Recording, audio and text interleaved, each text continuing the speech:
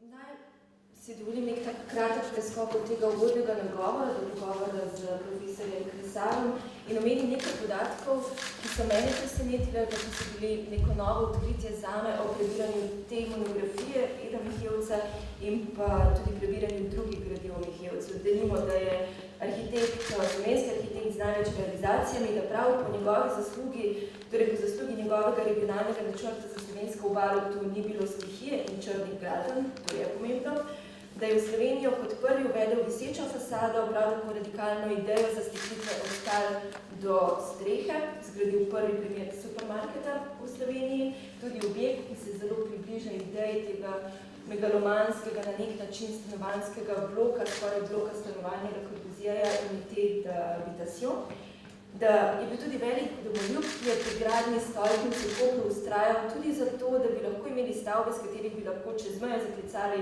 to tukaj je Slovenija in da se je odpovedal plačilu za gradnjo oziroma za ves njegov prispevek k slovenskemu kulturnemu domu v Trstu. Za več podrobnosti seveda je glavni naslov profesor Janez Kresar. Dolgo ste z njim sodelovali, na faksu bili njegov študent. Ampak prvo vprašanje bi bilo, vi ste tudi avtor nekaj realiziranih arhitekturnih projektov. Koliko Mihevčevstva je v njih? Nekaj gotovo.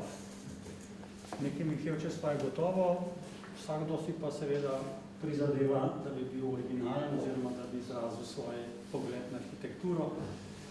Koliko jim je to uspelo, je težko reči. Sigurno je pa neka vzporednost, vedno, če si sodelavec, si na istih pozicijah in tako na podobnih izhodiščih, si jih tam naučil, tako da neko vpliv je gotovo. Kakšno se pa pravzaprav je bil Mihevc? Tukaj v tej vaši monografiji do dobro spoznamo njegovo povojno delo, predvojnih projektov 26 naj bi jih bilo, ne omenjate. Mogoče mora biti zakaj ne? Zato, ker niso bila še obdelana in kolega, ne vem, če tukaj Bogo Župančič, je to kasneje v dveh člankih lepo obdelal.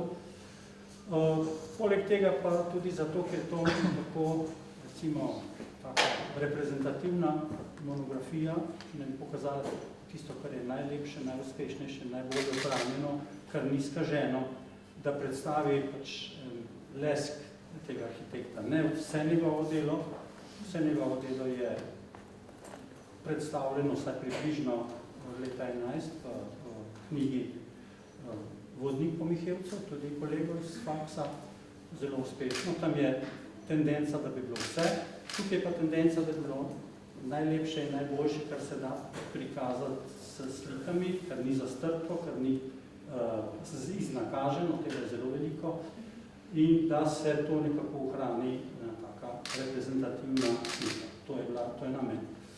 Kakšen značaj je bil pravzaprav Mihevc? Ali je njegov značaj vplival na to, da je lahko oziroma mogel postati slovenski arhitekt za največ realizacijami? Gotovo. Bil je zelo pragmatičen, odločen, če se je postavil cilj, načeloma dosegel, izredno delaven, zelo komunikativen, lahko sodeloval z vsemi mogočimi brez težav na gradbišču, projektili kjerkoli, za mnogimi znanci v različnih krogih, tako da sigurno so to plus okoliščine, ki so bile zgodovinske okoliščine, ki so to dopuščali v tem času. Mora biti je nekoliko doprineslo k te možnosti, da je pridobival projekte, pač tudi velike projekte, tudi to, da je po vojni bil na nek način del te, ne bomo rekli elite, ampak poznali ljudi, ki so sodelovali pri obnovi in izgradnji prihodnje države. Zelo zanimiv se mi je zdel ta citat, oziroma ocena Vladimirja Mušiča, da je Mihevc med vojno ustvaril lik pogumnega, borbenega, inovativnega slovenskega intelektualca, ki ve, kje stoji v zgodovinsko usodnem trenutku svojega naroda. Potem po vojni je bil gospodarsko polnomočenec v Trstu, kjer se je tudi rodil. Bil je del nekega višjega uradniškega sloja tudi v ministrstvu oziroma tedajnem kabinetu za industrijo in rudarstvo Ljudske republike Slovenije. Torej, koliko mu je to tudi pomagalo pri tem, da je lahko dobival projekte? Gotovo je imel znance iz partizanščine, da tako rečemo, na vseh nivojih, zelo pomembne, k njemu so se vračali, ne samo po, bi rekel, taki politični liniji, ampak kot znanci, ki si med sebojno zaupajo. To so bili potem tudi pač gospodarski sloj, ki je vedno zaupal. Njegov moto je bil, oziroma njegov način dela je bil to tak, da je vedno dal delo perfektno dokončano iz rok. Tudi še Stepina brez dolgov, da je skrbel za svoje zgradbe med gradnjo in še po izgradnji. To seveda vsakmu, ki vlaga, ki naroča projekt, veliko pomeni. To je tisto, kar se pozablja, da je to, zlasti pa je to pač, ne vem, še imel tudi to navado ali pa to izkušnjo še iz kapitalističnih časov, iz predvojne. Če nekaj dobro narediš, te bodo poiskali in dobiš novo delo. To je bil njegov moto, to nas je tudi učil, da tako rečem, vedno treba dobro narediti do konca in še več, če hočeš napredovati. Tako da, če vse skupaj se sešteje, brez izjemne delovnosti pa ne gre. Se zanimivo tudi pri tem, ko omenjate to, da je dal iz rok pač res popolne projekte. Pri teh projektih so veliko sodelovali tudi študenti, kajti situacija takrat je bila drugačna kot je dan danes. Študenti so bili zelo vključeni v projekte profesorjev, ki so bili namenjeni za realizacijo. Torej, kakšne izkušnje ste študenti takrat mogli dobiti, ki so morebiti je bilo to tudi neko boljše izhodišče, kot ga danes lahko dobijo študenti? Sigurno.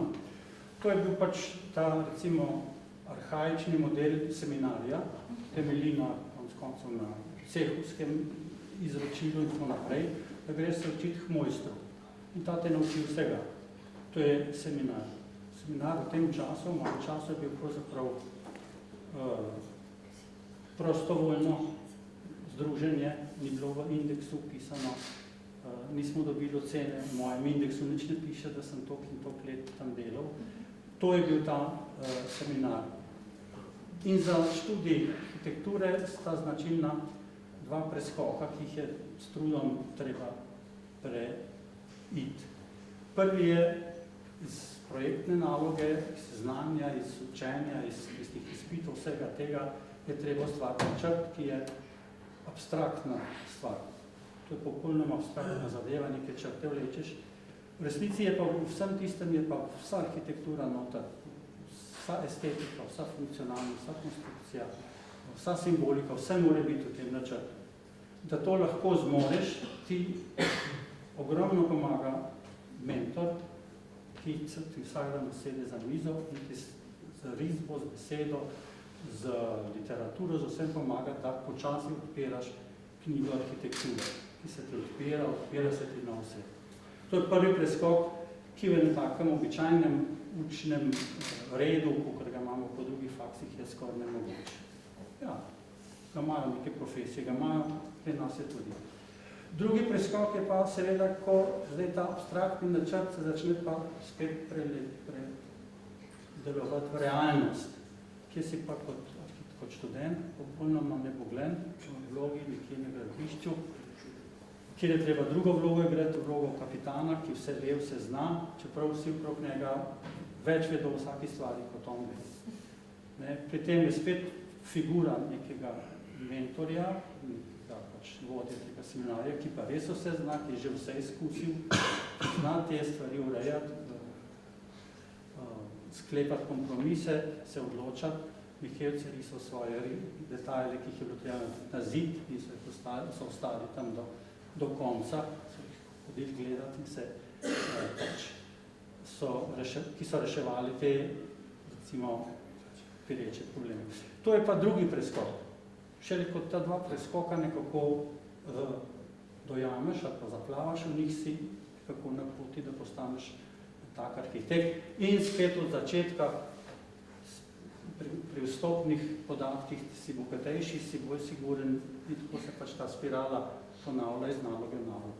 To da seveda samo seminar, ki je povezan z realnostjo, drugače pa drugi del odmakne, čaka na kasnejše čase.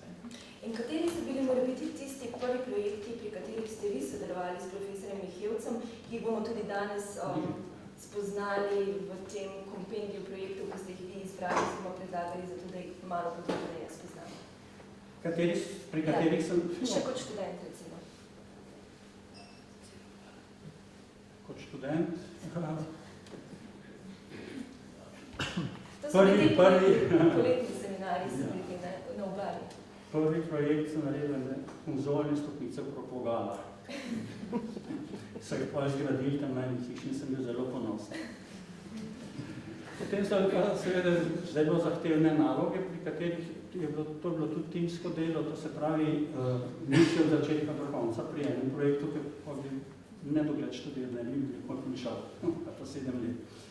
Se pravi, si vključen v različne projekte, če hočeš, če te zanima, si lahko sodeloval, si tudi konkretno, kaj bi bilo treba preštudirati, kaj treba narediti. To niso vsi same realizacije, to so vse mogoče obstranske študije. In tako da težko reči, za arhitekta sem se izučil na gostinski šoli v Izoli od začetka do konca, pa sem prišel do vojaka, je bilo vse gotovo. Če čistko, ne? Sodeloval sem pa na mnogih projektih.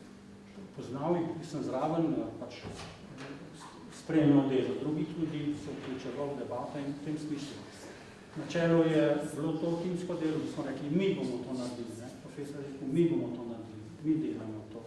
Tako nekako, da to je bilo pač tak arhaična mojstrska delavnica, ki je potem šla svojo pot, tak.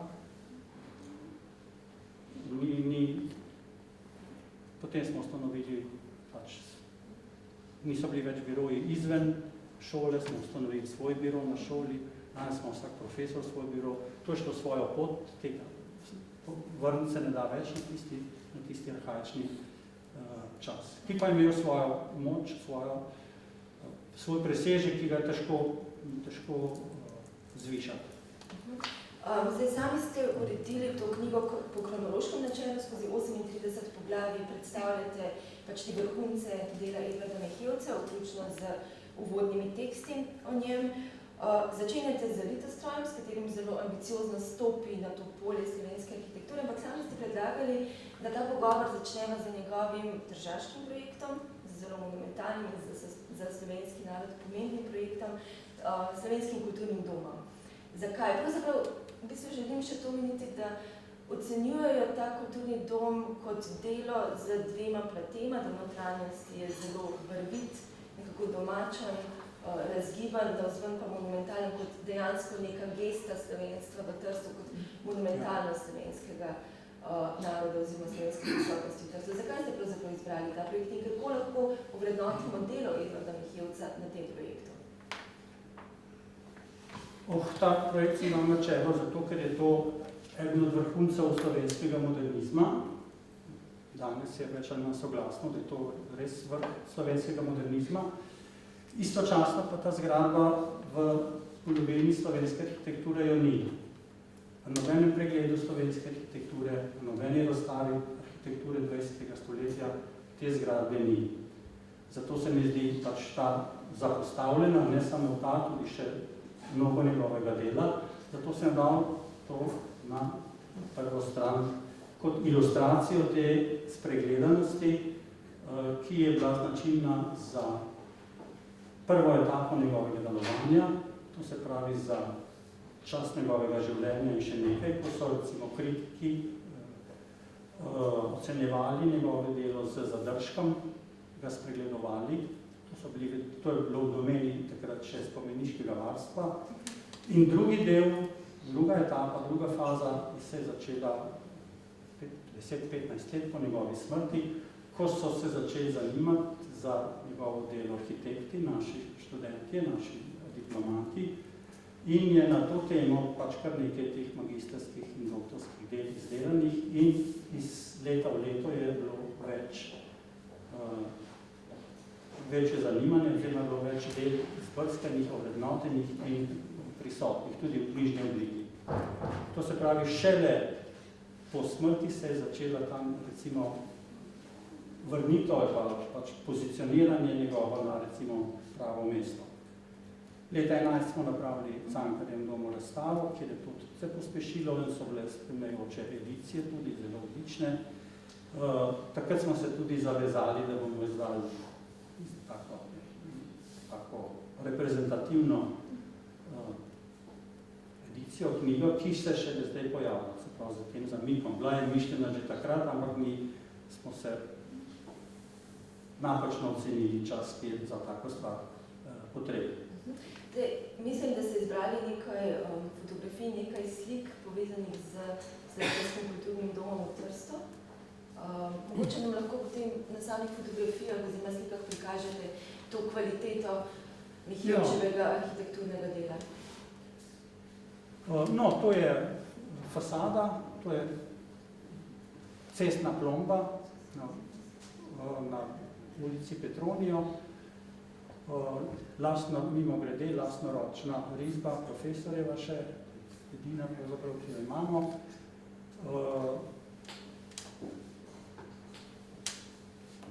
Ker v bistvu zanimivo je tudi to, da je dosti skromna lokacija, tudi to veliko pove o položaju Slovencev v Trstu. Zanimivo je, da Mihevc je rodil v Trstu. Kako je to mogoče tudi zaznamovalo njega, ker kot otrok se že selil na Dunaj, potem nazaj v Trst, kasneje v Ljubljano in kako se to odrazi v njegovem delu? No, po karakterju je bil gotovo mediteranski človek, odprt, vseden z lepoto in z vitalnostjo in za vsem, kar gre k temu zraven. In vedno je držal stik s rojaki iz Trsta. Z tega naslova so mu že leta 1951 poverili to,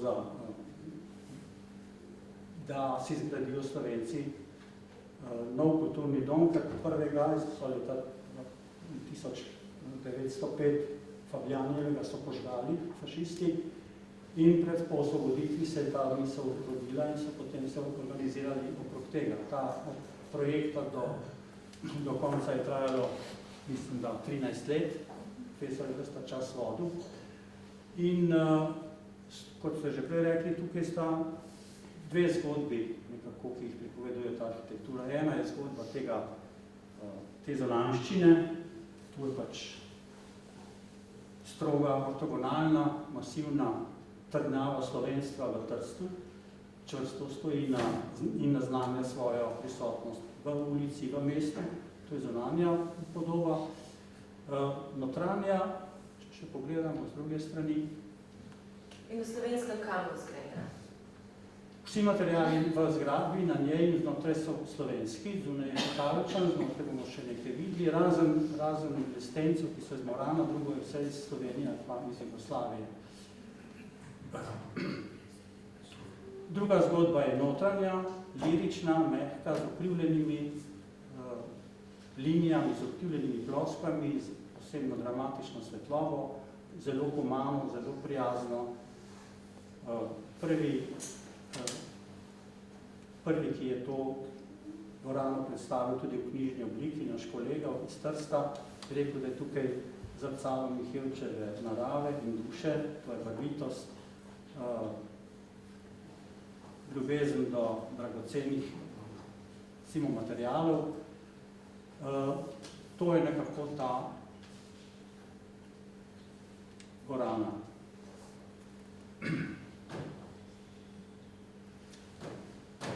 Na eni strani imamo pač klasično monumentalnost na zanajščini, v notranjosti senzibilno oblikovalsko voljo. To so ploščice ročno poslikane, slikali so jih študentje seminarja, so to spekli, so sem arhitekturnega seminarja? Ja, seveda. Ampak to je bilo še preden ste bili vstopili v seminar? To je bilo preden, ja, to je bilo malo prej. No, to je ročno delo, pač to je ena posebna senzibilnost, ki vse te foje obdaja in je to zelo mediteransko, recimo zelo mihevčevsko občuteno. No, dva kolega, ki sta leta 11 izdala tisto pot po Mihevcu, sta ocenila to zelo lepo oceno, jo bom počital to zgradbo doma. pravita po vseh merilih, po katerih vrednotimo arhitekturo, je to najbolje umeščena, najlepše, najbolj celovito oblikovana, najbolj izvirno in inovativno zasnovana, najbolj mogočna in po simbolnem pomenu najmočnejša stavba, ki jo lahko primerjamo le z isto požgano zgradbo Fabjanijevo, ki je bila tudi izredno napredna in inovativna. To je recimo današnji status, ki ga ima ta zgradba in se mi zdelo, da je vsem sramotno, da ni nobenem monografskem prikazu slovenske arhitekture. Zanimivo se mi zdi, ko ste pokazali dvorano, to glavno dvorano, ste omenili že to humanost in dejansko, ko citirate teh nekih 6 ključnih potez oziroma značilnosti in kvalitet Mihevčeve arhitekture, navajate tudi to, da so prostori oblikovani za neko humanistično filozofijo. Kaj pravzaprav pomeni ta humanistična filozofija v polju arhitekture? Zdaj v interjerju pomeni, da je prijazno do uporabnika, da je lepo, gotovo pomeni, da je z ustreznimi materiali napravljeno, da ne izziva, da ne iritira, bodi si svetlova, bodi si oblike. To je humano, ne pomiri človeka. Kakšna pa bila pravzaprav njegova ideja bivanja v mestu?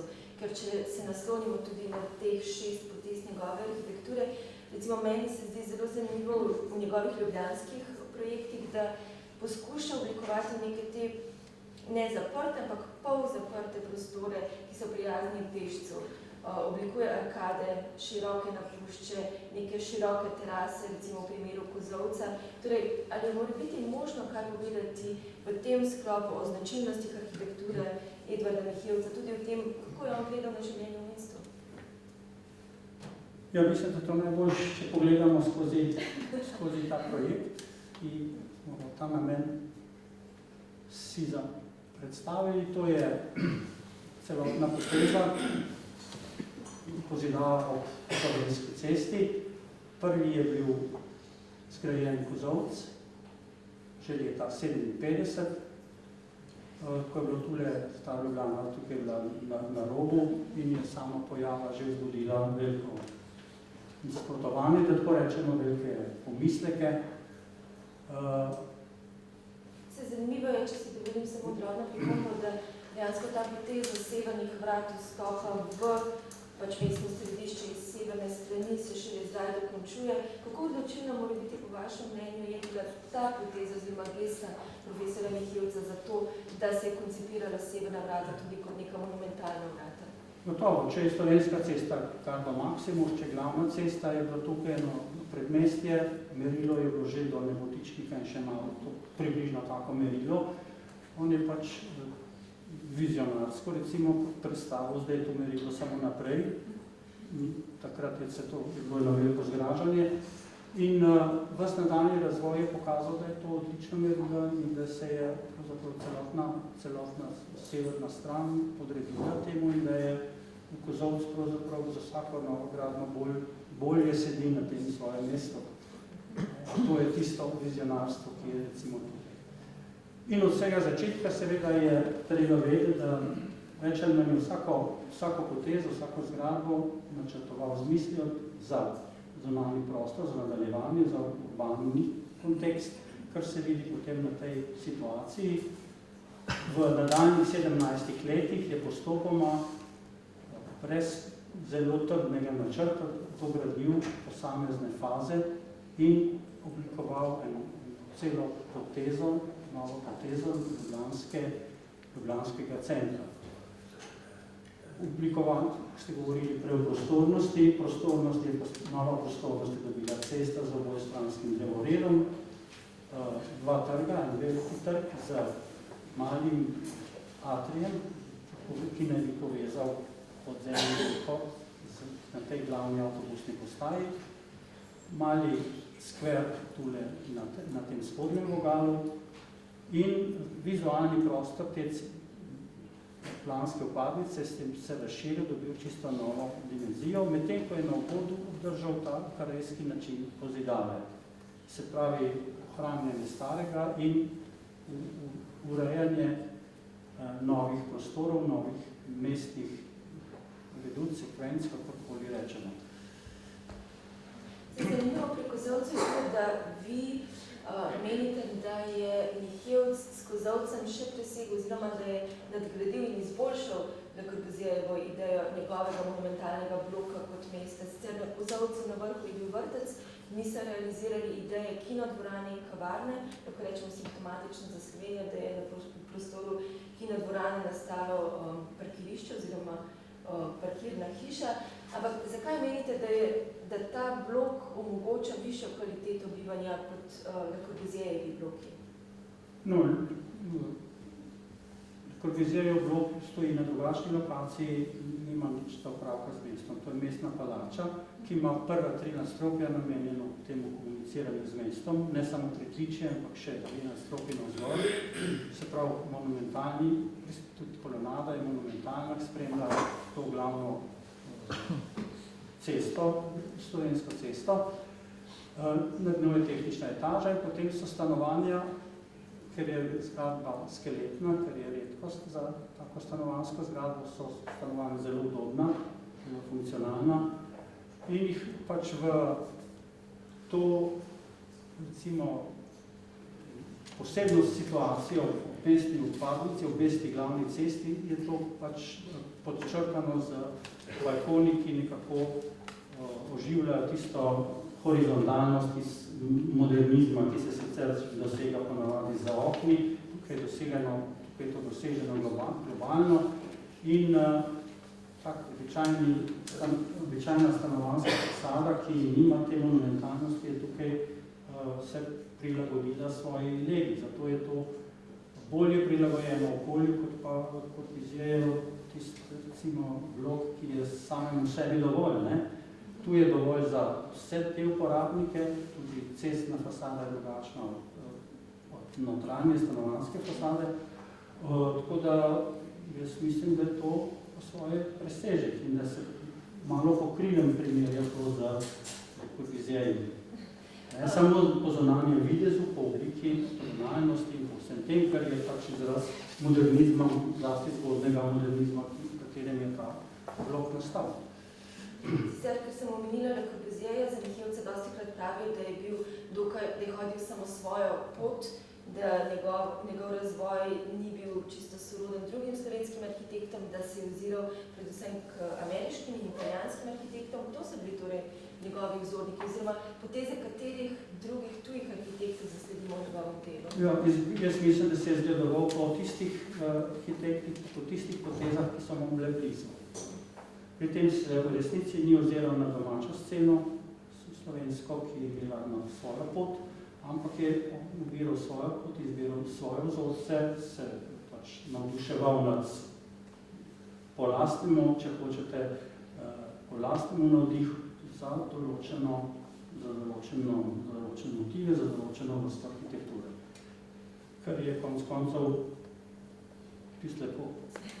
Zdaj, na tem mestu moramo še omeniti odgovor na kozolec na drugi strani, ki tudi v bistvu sklepa na nek način to linijo ob slovenski cesti. Danes je nekoliko okrnjen zaradi tega dodatka k stavbi slovenske borze, ampak vseeno Mihevc tam zasnuje edini ljubljanski trg, ki je trg obdan z arkadami. Kakšna kvaliteta arhitekture je pravzaprav to? Ravno tukaj se vidi ta mihevčevski pristop, recimo, ki ni dogmatičen. Modernizem, kot je tukaj na tem kozolcu, recimo desna slika, ni arkade, so previsi pa stebričet kozame.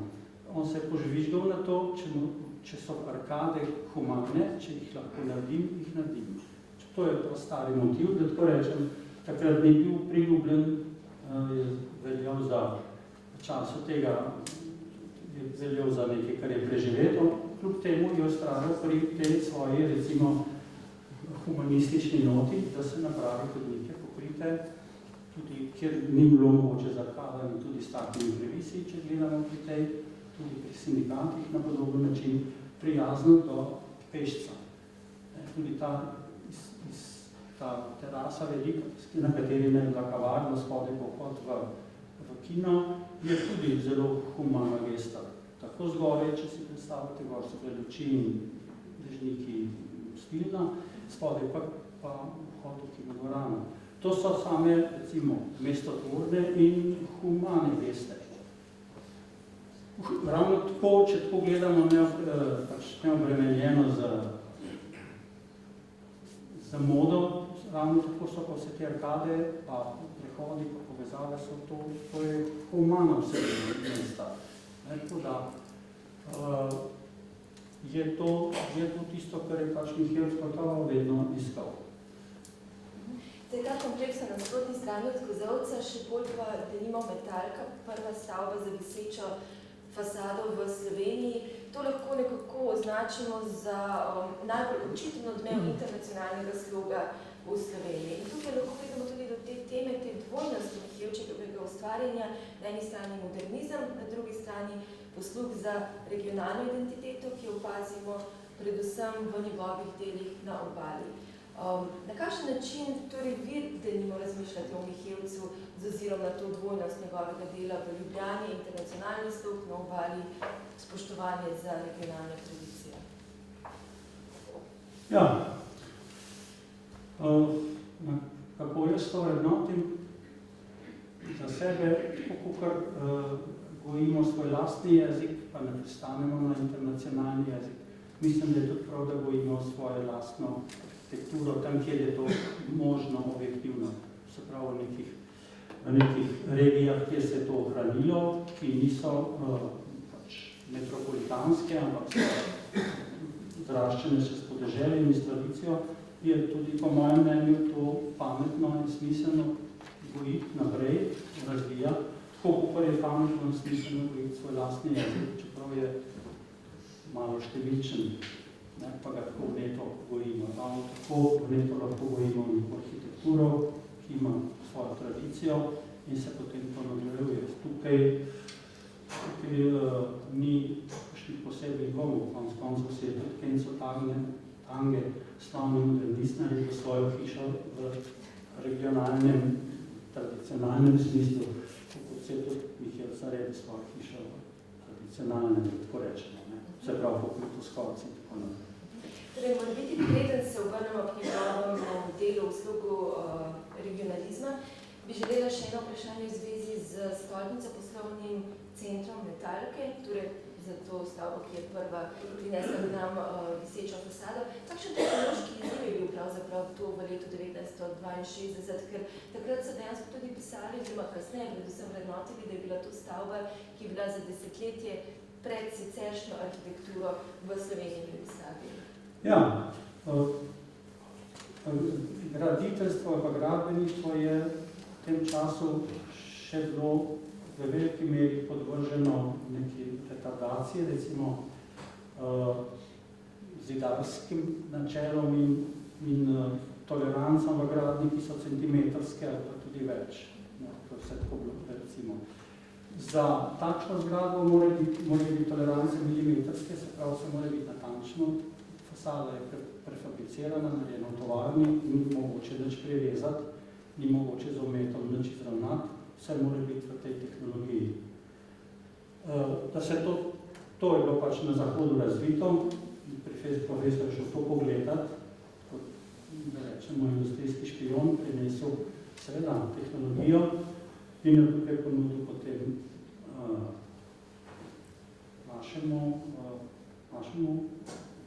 naši industriji, da so potem nekako sestavili prvo visečo fasado, ki je napravljena v celoti v delavnici in je tu samo zvijačena in brez napake postavljena. In to je bilo v Sloveniji narejeno? Ja, to je bilo narejeno v Sloveniji, seveda. Se ne spomnim zdaj. V Impolu se je to potem razvilo.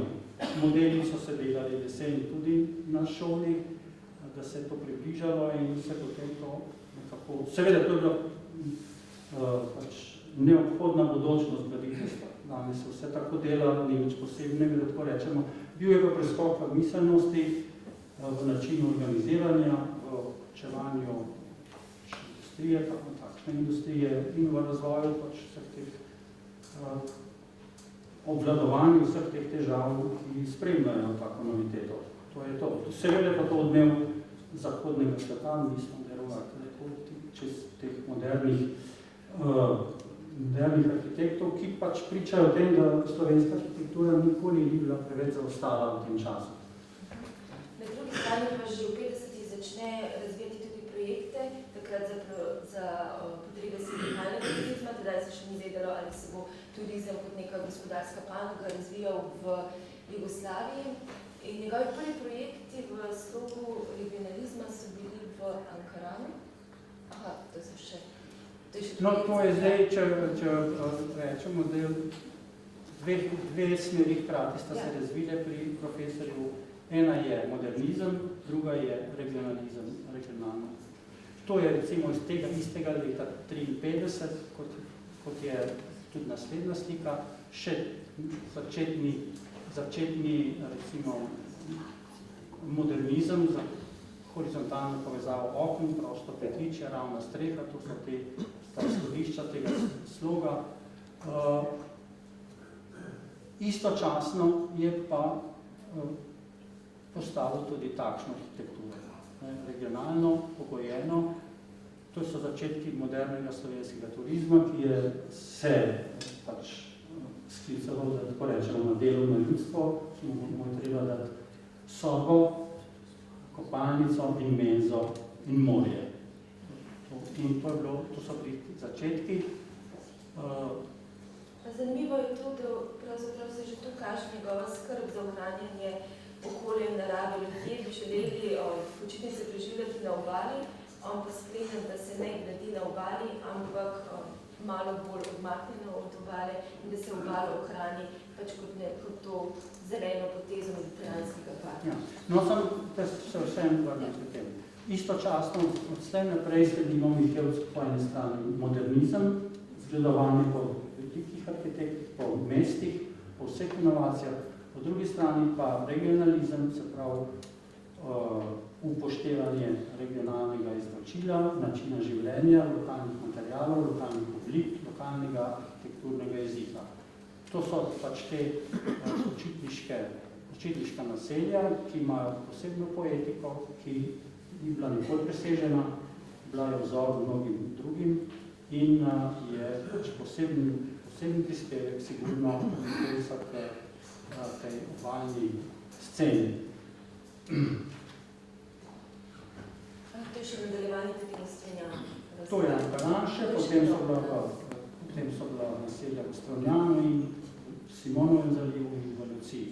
V nekaj letih se je to je ustrezalo poletnemu turizmu, to so zunanji vhodi, zunanje terase, ni notranjih hodnikov, to je pač tako naselje, tak tip, ki je ustrezal tedanjem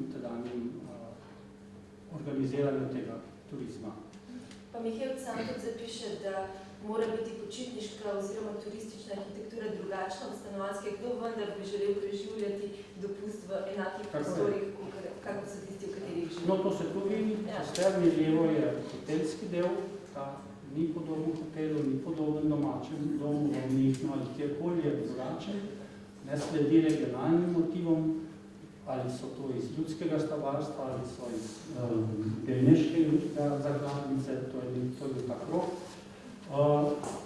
To je ta stvar. Drugo, ta restauracija pa priča o tem, da sam regionalizem ni bil dovolj. Da ga je skušal modernizirati, da tako rečemo, oziroma napraviti simbiozo med modernizmom in regionalizmom. Od regionalizma gotovo so materijali, zlasti korci in strehe, kamen pa način življenja z mnoštvom zunanjih prostorov, od modernizma so pa to recimo velike zasteklitve, moderna prostornost, moderna funkcionalnost, moderne konstrukcije. To se pravi, zgrada v resnici moderna, išče pa stik z regionalnim, za okoljem, se vklapa v okolje. glede pač ste rekli varovanja okolja ali pa tudi glede te simbolne sporočila z arhitekturnimi elementi. Tako tudi, če beremo njegove komentarje, pač iz tega časa k njegovim projektom, se zdi, da on regionalizma ne razume kot direktnega prenosa nekih form, nekih oblik v sodobno arhitekturo, ampak predvsem mu gre za to, da razumemo regionalni tip človeka, način bivanja v tem okolju, ki se vleče tudi skozi stoletja in da to potem poskušamo vključiti v moderno arhitekturo. Način življenja, mediteranski način, na odprtem, s pogledom na morje, to je drugačno gledanje na življenjsko okolje. Profesor je to do tega ni dojel, je pa dobil nadimek, da je kontinentalec. Kontinentalci tega recimo ne sprejmejo takoj, med tem, ko je pa on to forsiral povsod z veliko vnemo. Ampak še Ljubljana je označen za mediteransko mesto. Tako je. Zakaj? Zakaj? Zato, ker v resnici bi lahko bilo, oziroma je bilo tudi vedno tudi iz Mediterana, iz zgodovini, ni bilo samo s severnim bliso, bi tudi bil pač iz Mediterana in mu je pač se to zdelo, da je bolj logično, če tako zdaj pa nastavljeno povedano. Ker smo zdaj na obali, pravzaprav na obali Mihelc realizira svoj najbolj, da lahko rečemo, dolgoročen oziroma projekt za najdlje trajajočim učinkom. To je bil prvi regionalni načrt v Sloveniji, to je bil regionalni načrt ureditve slovenske obale, ki se kasneje razširi še na ureditev obale vse do Rimskega kanala. In zanimiv je pravzaprav ta komentar samega Mihelca, kajti posledica tega je tudi že prej omenjeno dejstvo, da na obali ni bilo stihije in črnih gradenj, ampak Mihelc sam zapiše in že v realnem času, tako rečeno, ovrednoti naprednost svojega načrta. Turizem, ohranitev zelenja, nove industrije in nove stanovanjske četrti so le deli enega samega procesa valorizacije, harmonizacije tradicionalnih vrednot z novimi razvojnimi perspektivami, tako v Jugoslaviji, v Italiji pa je v tem pogledu od teorije do prakse še zelo daleč. Torej, Jugoslavija je bila v evropskem merilu napredna z njegovim načrtom. Ja, no, tole bi mogoče vsem povedal za spremljavo. Medtem, ko je pač, recimo, s trudom objavila v naših slovenskih in jugoslovanskih revijah, je Italija, se pravi Kazavela, mednarodna revija za urbanizem in arhitekturo, z veseljem predstavila njegov zelo obširen opus iz 60 let začetka turizma, to, ko smo zdaj gledali približno, z vsemi urbanističnimi podatki oziroma načrti. In zaključek urednika je bil ta, da ne si Italijani pač izgledujejo po tem kompleksnem pristopu k oblikovanju, k varovanju in izgradnji. Ker ob tem regionalnem načrtu, ki je že drugi, prvi bil leta 1959, so nastajali istočasno tudi urbanistični načrti in ureditveni načrti. Ta povezanost, vse splošno obvladovanje prostora je tisto, kar ste vi rekli, da ni bilo črnih gradenj, da ni bilo takih zagad in da se je vse nekako kontroliralo in usklajevalo. Ti načrti držijo določen čas, so zato narejeni, da se spreminjajo, da se usklajujejo, ampak se vedno usklajujejo v velikem merilu oziroma v vseh dimenzijah. Če tega ni, se usklajuje samo na manjšem merilu, v manjših dimenzijah in potem prije do neskladnosti in črnih gradenj. Tukaj se pač pozicionira novi veliki Koper kot moderni, kot ponovitev Trsta, iz Avstro-Ogrske monarhije se zdaj pojavlja podobna priložnost Slovencem, da imajo svojo okno v svet, železnica, luka, industrijske, turistične cone in pa seveda tudi odnos do neposrednega zaledja, kjer naj bi prevladovala vrtna naselja, manjša, ločena z velikimi zelenimi površinami, se pravi vzorec leopardje kože, tako da bi se slovenska obala držala kot, oziroma izgrajevala kot mediteranski park. ne, z pač vsadki noter. To je glavno sporočilo. Pravzaprav vodilo je bilo tudi, da se ob obali skrile neko obalno cesto, ki je kot neka zelena avenija. In izognili smo se temu, da nimo, kar gledamo danes v Španiji, tudi v predeljih Južne Francije, popolna, skoraj blokovska zazidava turističnih kompleksov. Gotovo smo se temu izognili vsi. Obalni pas je ostal nezazidan, je še vedno v javni rabi in ga še vedno s Splitom lahko pač dograjujemo in nasipamo in zapiramo ceste in vse te stvari. To je donesek tega in uveljavil se je tudi način vrtnega naselja, vrtnih naselj, bodi si turističkih, bodi si stanovanjskih, ne velike blokovne gradnje, ampak glede na malo filigransko kratko in zelo filigransko, zelo razštenjeno obalo, pač je to verjetno najbolj ustrezno. No, ob tem so potem načrti na tem nivoju, to je zelo veliko merilo, kjer se lahko nariše že vsak parkirni prostor, to je samo en del načrta, segal je od Strunjana do Pirana, do Bernardina, do Portoroža, do Lucije, na istem merilu, kjer so se potem fiksirali razne zamisli, če pogledamo tudi Fieso, kompletno nečna predvidevanje, kaj bi se lahko zgodilo, ali pa množstvo, ali pa karkoli. In na podlagi tega se potem odločalo in je bilo to v pogovorih, v spremembah, to se je neprestano spreminjalo, da je gradevalo in to je tisto, kar običajna birokracija težko proizvede.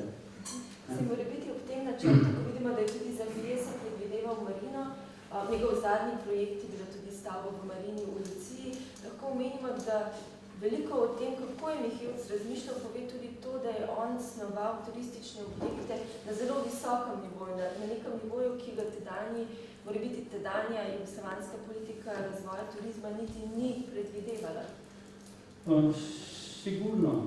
Sigurno je bil glede tega naprednejši, mogoče nismo imeli tega, da ni. Istočasno, ko je postavil te počitniške naselje, je na Ohridu postavil odličen hotel, kazga nimamo še pri nas, Slovenci smo takrat še kolevali, ali bomo imeli mednarodni turizem, ali mogoče to sporno, kaj ideološko.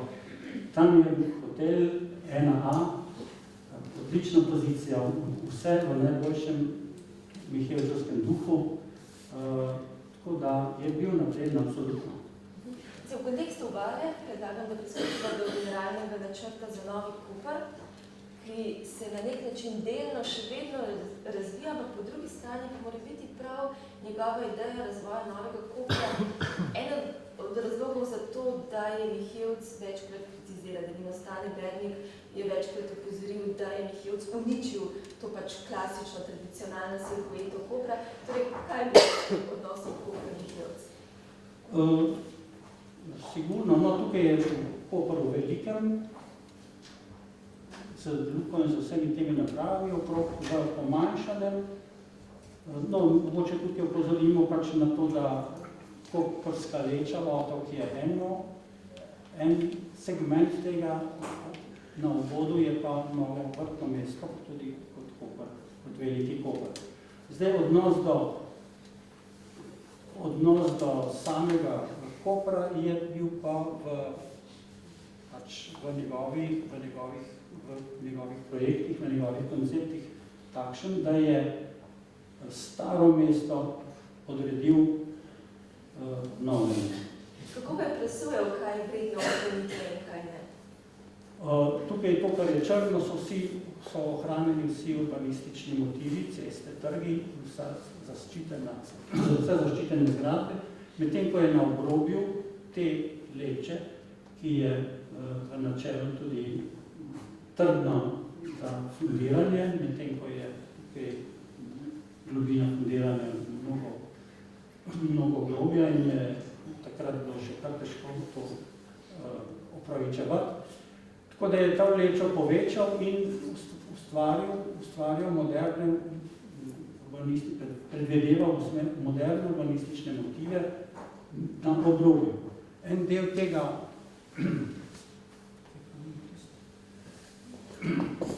En del tega se je že začel pred njim, tam pri hotelu Triglav, tam pri številki 9, Tomažičev stanovanjski blok, Triglav in še nekaj je bilo zgrajeno že pred njim.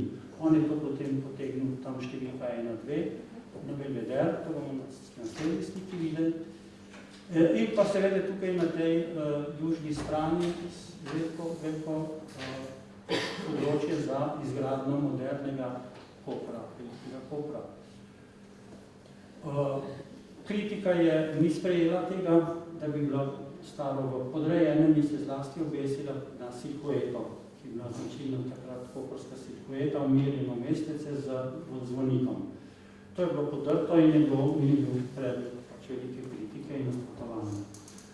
Še če vseeno pojasnimo to zamisel, srednja poteza urbanistična je tako imenovana Ogrlica, od številke 8, C, kjer je bil predviden kolodvor, kolodvor blizu središča mesta, do številke črke A, kjer je avtobusna postaja, je združena pa do porta na morju, to je osrednja Ogrlica, ki ne bi bila kontrapunkt ostim ulicam starega mesta, široka avenija, zelena, okrožena z modernimi urbanističnimi motivi in zgradbami.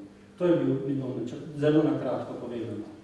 Ampak kateri so tiste recimo njegove zamisli, za katere menite, da se še vedno uresničujejo oziroma so še vedno del nekih razmišljanj o nadaljnjem razvoju kupna? Ja, tukaj zdaj vidimo lahko tam, kar je pod 1, pod 2, to je Belvedere, vidimo neke realizacije in tule na številki 5, eno pozidava, ki je samodelno realizirana.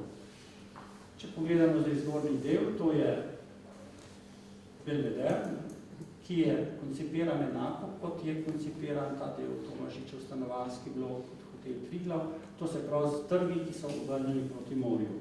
Isto se ponavlja zgoraj, s tem, da je vključil že obstoječe objekte, nove, in napravil 3 trge. Številka, oziroma B, trg pod B je čisto njegov, trg pod C je samo ena stranica izdelana, drugo so bilo pa porušeno in izmerjeno. Tako da si v nadaljevanju lahko pogledamo zdaj, to je zdaj ta trg in ta silhueta in prisotnost pristanišča. Povejmo, vedno je verjel v veliko potenco Kopra, da bo zrasel v mesto in verjel je, da silhueta ne može ohraniti taki potenci. Da je to stvar časa, pa jo ne bo več. Čas pravzaprav počasi tudi to kaže, ni več te dominante, tudi če bi bilo brez teh stolpnic. To je ta drugi trg na Belvederu, stanovanjska arhitektura v regionalni maniri, moderna, sicer z balkoni, samski dom, Tomos, podes stopnišče z oblikovan kultura, zgradba pozdravlja. Samski dom se želila samo kot intervencijo omeniti, v njegovem prvem velikem projektu, ki je ljudstvo njegove okolice, oblikuje samski dom, načrtuje samski dom, ki je zelo visok standard, življenjski standard zagotavljanja delavcev, kakršen pravzaprav nikoli sicer ni bil zagotovljen delavcev. Potem se tudi vidi njegovo spoštovanje do pravzaprav vseh ljudi. Samski dom v Litostraju nikoli več ni tazga standarda v celem, tudi estetskem v tem, ker je pač takšna klima. Izgrajevali smo novo domovino, ki je bila, se je zagovorilo o tem, da bodo delavci, proletarci, da je to vladajoči razvoj, da je to si zasluži, seveda se tudi dejansko zasluži, danes nima nič od tega. In je to en svetov vzor, kako se dela za ljudi. To je tudi humanizem. Hotel sem to povedati, to je zdaj ta trg, zgradba gleda na ta, odpira na morje, sama zgradba pozdravlja prihajajoče ladje in naznanja slovensko prisotnost na Jadranu. Simbolna gesta, ki je nastala tudi v času naraščajočega irredentizma, ko je bilo prvo politično vprašanje rešeno, se še vedno pojavljalo in odpiralo. Tako da so ta sporočila tudi malo zgodovinsko vezana na politično stanje. Kako Kako pa se potem, kako pa pride do tega, da zaustavijo realizacijo njegovih projektov? Ker recimo tudi, ne vem, da točno se ne spomnim, ali imate predvideno tisto sliko tudi, ko je on si zamislil cel niz stanovanjskih, dokaj visokih stanovanjskih zgradb, realizirajo pa jih recimo samo parcialno nekaj. No, to je še en del stranica drugega trga, ki ni dokončana, ena stanovanjska stolpnica in pošta, s pogledom isto na morje, in to je pa ta niz, ki je Ogrlice, to je bila fasada Ogrlice, tiste avenije, ki povezuje avtobusno postajo in železniško postajo. In cel niz bi sledil tej... Tako je.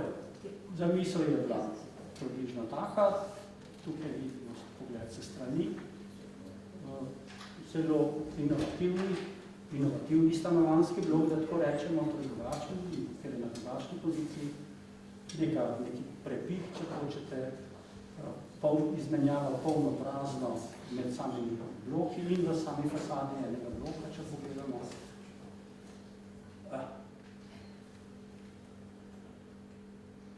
Tudi v sami fasadi enega bloka polno prazno, potem spet prazno, ta ritem, to je zelo inovativno. Po dve stanovanji v enem stolpiču, preseva tudi pogled na stari Koper, to je pač ta poteza, ki je bila zaustavljena in v tem času potem so zaustavili tudi pač njegov vpliv na razvoj Kopra počasi, oziroma pa dosti hitro zapostavil. Potem drugačna zgodba je Portorož, na tej strani imamo Koper z nekim mešanjem programov kot dejanska obalna metropola. Portorož je od vsega začetka zamišljen kot nadaljevanje turističnega mesta, ki je bilo zastavljeno že prej, recimo starim hotelom Palas. In zanimivo recimo pri njegovi ideji Kopra je to, da vidimo neko spoštovanje do starega Palasa. Imamo neko gručo hotelov levo od njega, desno od njega. Tukaj to že dobro vidimo. Kakšna je bila pravzaprav njegova ideja za Koper? Za Portorož? Portorož je prej malo nemaren in zasanjan v preteklost. Stvari so bile zelo neurejene in je glavna poteza bila ureditev te osrednje ceste, avenije, spet zelene. To je zeleni koridor, ki povezuje vsa zelenilo v eno skupno sporočilo. Iskala se je drugačna rešitev, da bi se izognili obalni cesti, ni mogoče jo najti zaradi strmega terena, zaradi parcelacije in tako naprej, ni bilo mogoče drugače kot pristati na takšno stvar, ki je ena od osrednjih potez urbanističnih. Ostala dejavnost oziroma vsa koncentracija posteljnega fonda je na eni sami parceli, to je nad cesto na levi strani, kjer je na prostoru, ki je bil že zaseden s starimi zgradbami in provizoriji, ki se je to prenovilo in napolnilo z dependansami, z hoteli, z željo, da ostali Portorož ostane za rezervo, za nadaljnji razvoj, da se ne gre po celim Portorožu, da se tukaj na skupnem mestu. In za željo, da ostane to še vedno vrtno mesto in še vedno, da ne ima regionalni izraz. To se pravi, korčaste strehe, poenostavimo, še kaj drugega. In točkovna postavitev v zelenje, ki naj to potem poveže za celo. To je recimo osnovni koncept. V ta koncept sodi to, kar ste rekli, da se treba distancirati od Palasa in opustiti, da diha svoje. Mihevc je bil na desni strani nizek bazen, so ga podrli in postavili visok prizide, ki to zamisel pravzaprav izničuje, zmanjšuje. Tukaj lahko dobro vidimo, da pravzaprav gre pri njegovih hotelih za variacijo iste ideje, za razvoj oziroma širjenje neke osnovne ideje Tlorisa, vključno za to fasado, ki je sicer njeno idejo predstavimo pravzaprav v Ljubljani leta 1960 za blokom na Mirju in že prej denimo te iz betona ali kamna izvedene ograje na balkonih, že tudi v Samskem domu in v litostrojskih blokih. Lahko potem rečemo, da Mihevc na nek način razvija en tip stanovanjskega, turistično-stanovanjskega objekta vse od Ljubljane naprej do Portoroža. Ja, sigurno. Čim je bila nekako sprejeta odločitev, da se gradi vrtna naselja, se ljudje odločili za tipologijo. Bloke ne moreš, take klasične bloke, stolpnice tudi ne moreš. Vrstne hiše, atrijske hiše in Mihelc je razvil potem idejo, oziroma pač vila bloka, blok, ki ima omejene dimenzije in lastnosti vile, se pravi zunanje prostore, in je točkovna pozidava, ki je možno tudi na zahtevnih terenih. To niso neke velike dimenzije. In ta vila blok je postal potem zelo splošno uporaben.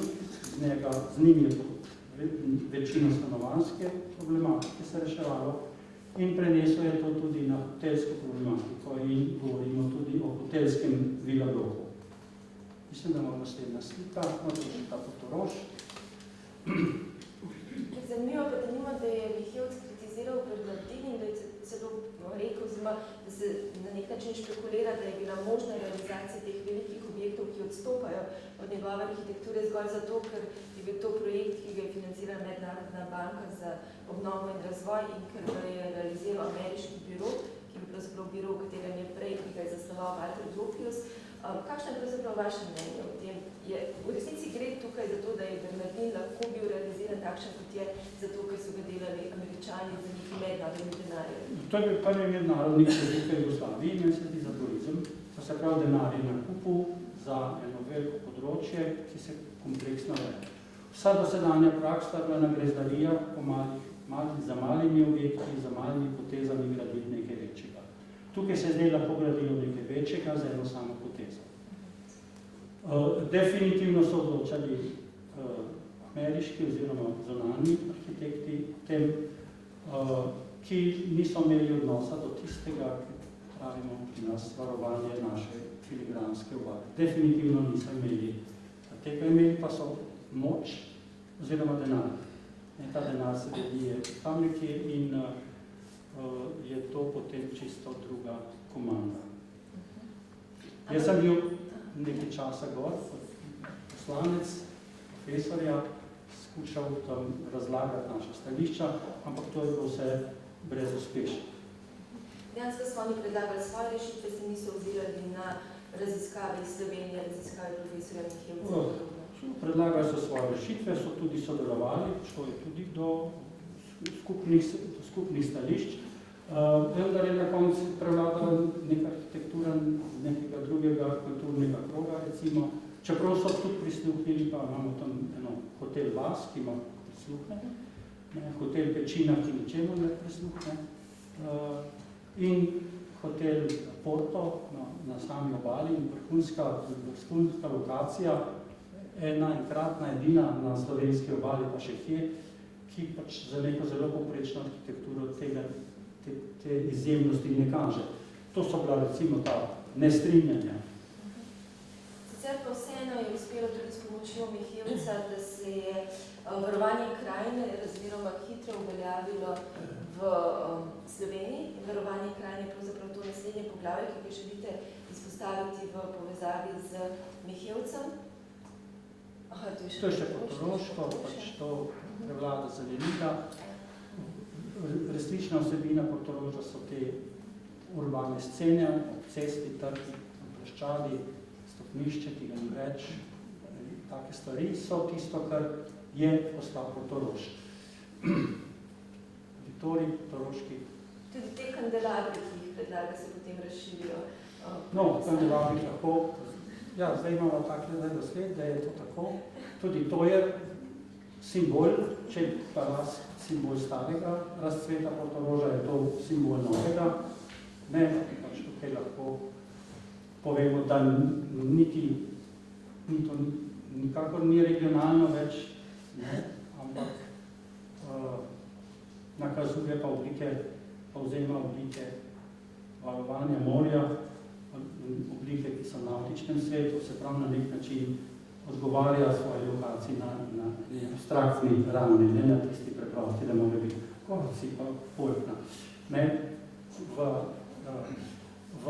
Na taki lokaciji pa pri taki koncentraciji pridejo do veljave po drugačne poteze in pač tista nedogmatičnost profesorja, da se tej lahko prestopil tako rekoč z lahkoto iz tazga sveta, kot je so bile počitniška naselja v takšne pač nadčasovno arhitekturo,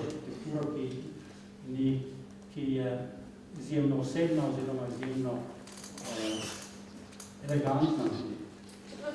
Podobna poteza, ki jo kasneje v njegovem zadnjem delu Holiday in v Ljubljani tudi najdemo. Ja, ni tako zelo Vsaj na prvi pogled se zdi mogoče.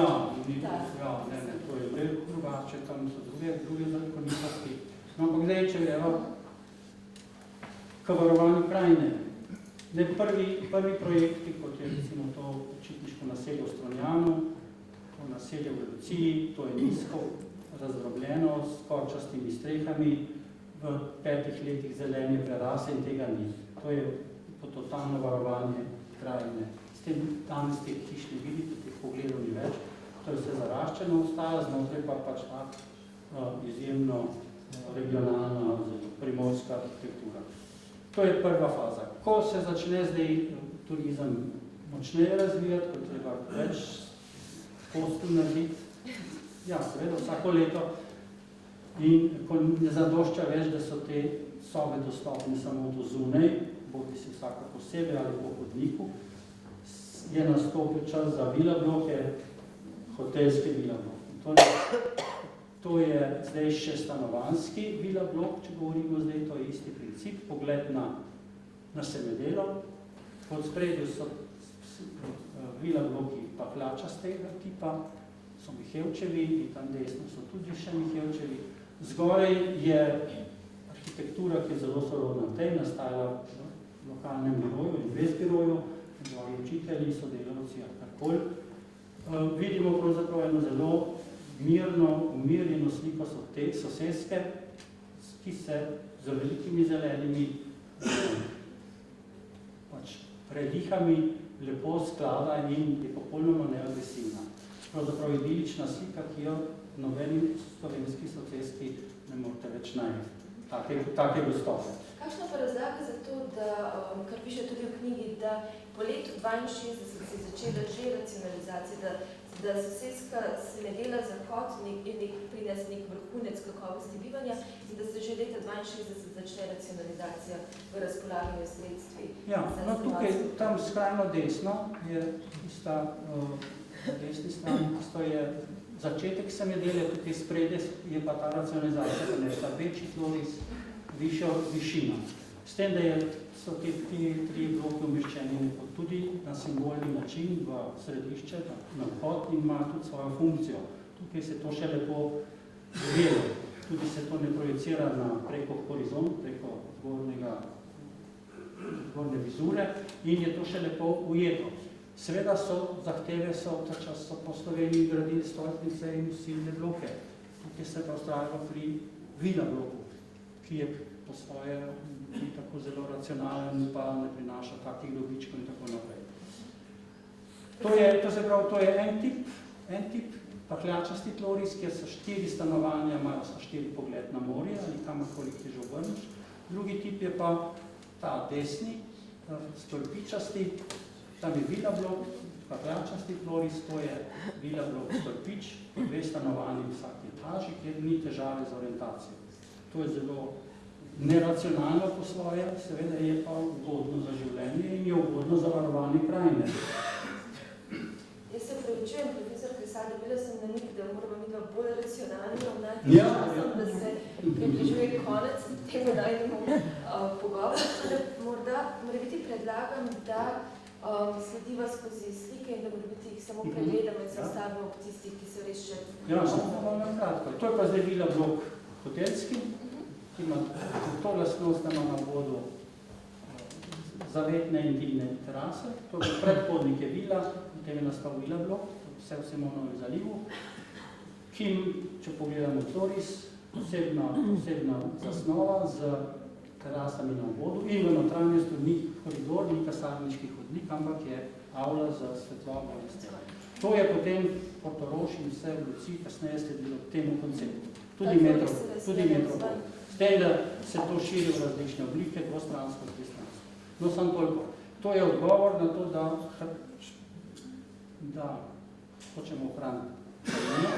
Moramo pa upoštevati zahteve modernega turizma in tako naprej. Ampak se po Sloveniji potem dejansko tudi ohrani, da ne pride do tega, da bi zavrgli to idejo mediteranskega parka, v katerega so umeščeni turistični objekti. Tudi Mila bloki v začetku niso bili priljubljeni na kontinentu, tako rečemo, so se potem prodali in je postavljena priljubljena oblika reševanja tudi po druge po Sloveniji, ko je vse ima podobne težave. No, to je pa zdaj hotel, ki bi bil lahko blok, pa je bolj naseljen kot hotel, tudi zaradi želje, da ne uniči pokrajine. To je danes popolnoma preraslo in tega ni. Ker je istočasno vedno tudi se je sadilo na veliko, to organizirano, pač nam bi drugače reči kot organizirano, da se je istočasno zasajalo zelo veliko mediteranskega drevja, da se delo dejansko ta park in danes tega hotela ne vidi. Če tudi je zdaj drugačen, ga danes ni.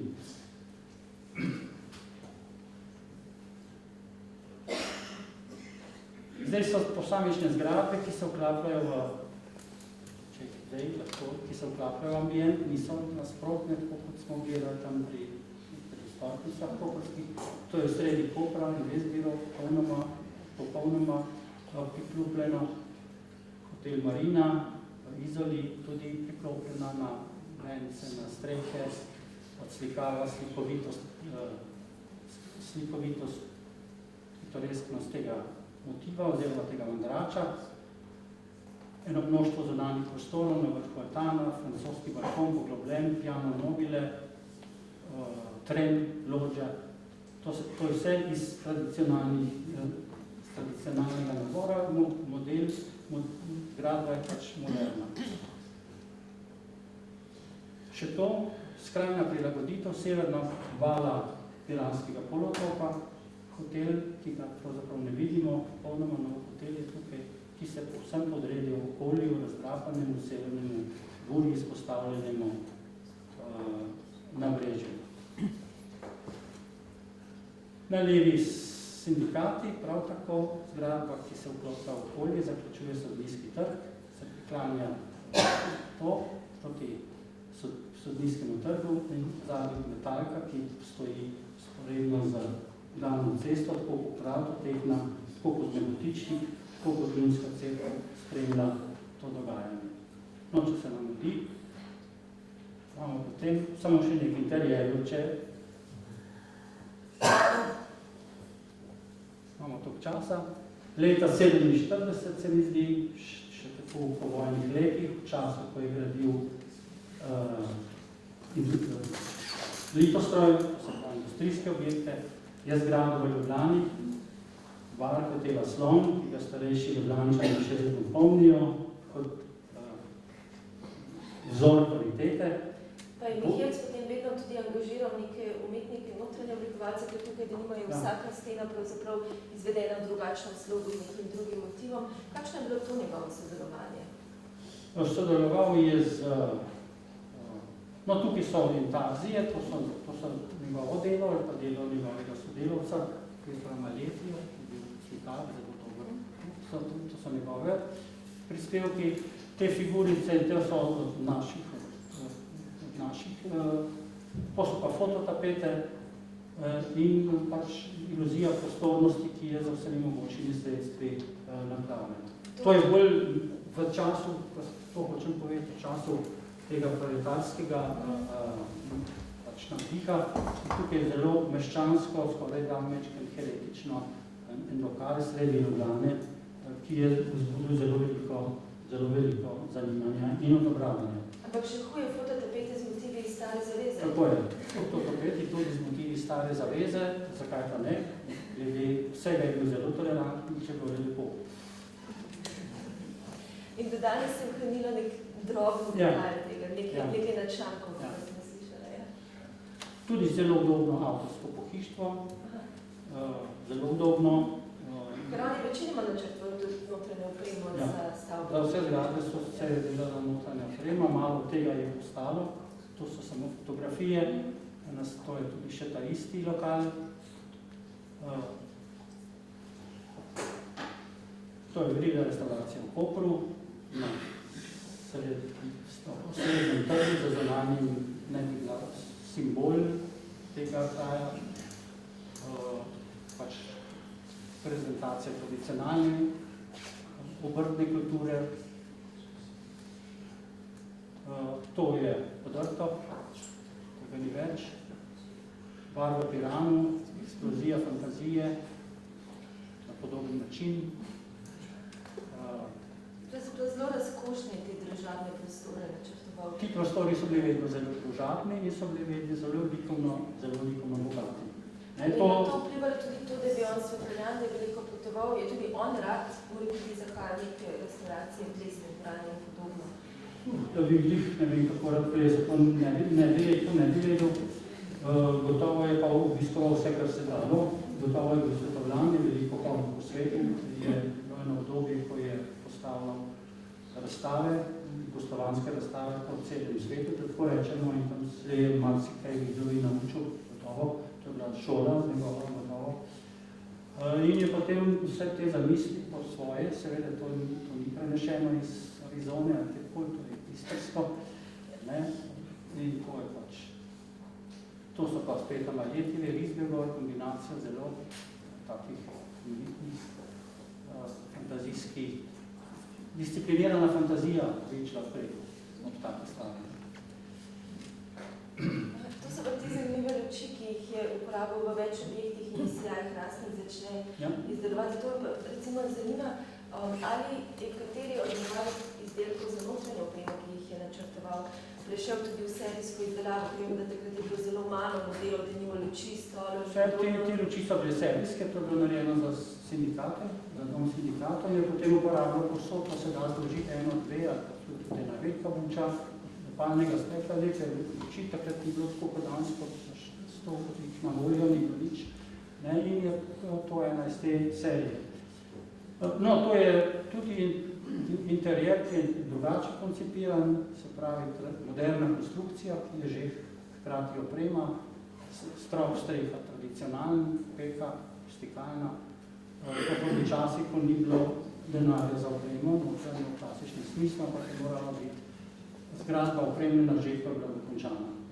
Tukaj ni nič od opreme, pravzaprav takim klasičnim smislom.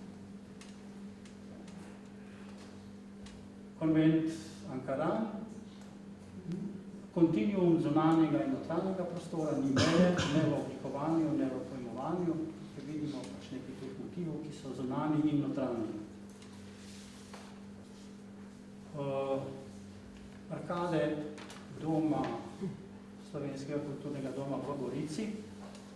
Tukaj je učna ura za beton, ki ga sicer ni maral, vidnega betona v velikem merilu ni maral, tukaj je vse iz betona, ampak je kombinacija belega betona, štokanega betona, barvanega betona, samo te kvadratasti venci so iz tega Corbusierjevega betona. Ampak verjetno je bil to tudi odziv na to, na realno situacijo, da je ponovno podobno kot v Trstu slovenska skupnost dobila zelo neugodno parcelo, ki je bilo treba najprej v bistvu stabilizirati z nekim betonskim zidom. Ja, to je, zdaj nimamo te slike, ampak to je bila seveda ena, tudi tam je traje 12 let nategovanja, da je bilo rečem, ker so nagajali, zelo so nagajali in je to bil že velik uspeh, da je samo to uspelo. Tukaj ni monumentalne fasade, tukaj je monumentalno, oziroma srednji motiv je dvorišče, atrij, borejač, kako vzamo, ki ga oklepajo te takšne arkade. Desno je telovadnica, levo je narana, na strehi je igrišče, se pravi vse zelo zmeteno, z mnogimi nasprotovanji, ko se moralo popravljati, kako ni bilo dovolj dobro. Ampak je vse takšen arkadni motiv, kar ima kar svojo moč. Še zadnje veliko delo Helčevo, to je Holidein v Ljubljani. Še vedno isti motiv, ko smo prej rekli, Vila blok, ki se pravi v središču ni slepi koridor, kasarniški, ampak je takšen. To je potiče. Film nas uči, da je arhitektura oblikovanje prostora prostornost je v osrčju vsega tega oblikovanja. Govorimo potem o raznih drugih modah in tako naprej, ampak vedno je v osrčju prostornost. Tukaj se to lepo demonstrira, prevladuje prostornost, čeprav jo mogoče ne vidimo. Čutimo jo pa za malo, če malo vadimo. In če zaključimo potem še nek sklop, ki ni dobesedno arhitektura, je pa v bistvu zelo čustveno nabit in povezan tudi z pomembno izkušnjami Hilčevega življenja. Tu je niz nekaj več kot 10, mislim, da 13 spomenikov v narodno-osvobodilnem boju. Je zasnoval nekaj od njih v sodelovanju z kiparji, nekaj jih je oblikoval povsem sam. Ali je kdaj profesor Miklós tudi govoril o partizanščini kot pomembnem vplivu, pomembni izkušnji za vse to, kar je kasneje postal? Sigurno. To je bila partizanščina za le operativa. Vse je bilo treba operacionalizirati, drugače ni bilo nič od grajenja do rušenja, ne vem karkoli. Njegova pragmatičnost mu je gotovo potem pomagala, da se je tam izlučil, što ne vem. Nekih silnih ali kakršnih političnih debat pa ni povedno. Smo se pogovarjali pač tako kot družavni ljudi o takih raznih stvarih. No, to je njegov zadnji, zaključimo, to je njegovo zadnje obeležje na Črnem Kalu, ob stari serpentinasti cestri, pelješ mimo, se te figure premikajo, simbolizirajo stražo, recimo, lahko vidimo tukaj stražarjo, ti straži v vojaških plaščih, simbolizirajo skupni boj zoper fašizem, Hrvatov, Slovencev in Italijanov. Lahko pa vidimo samo abstraktno igro linij ploskov v kombinaciji z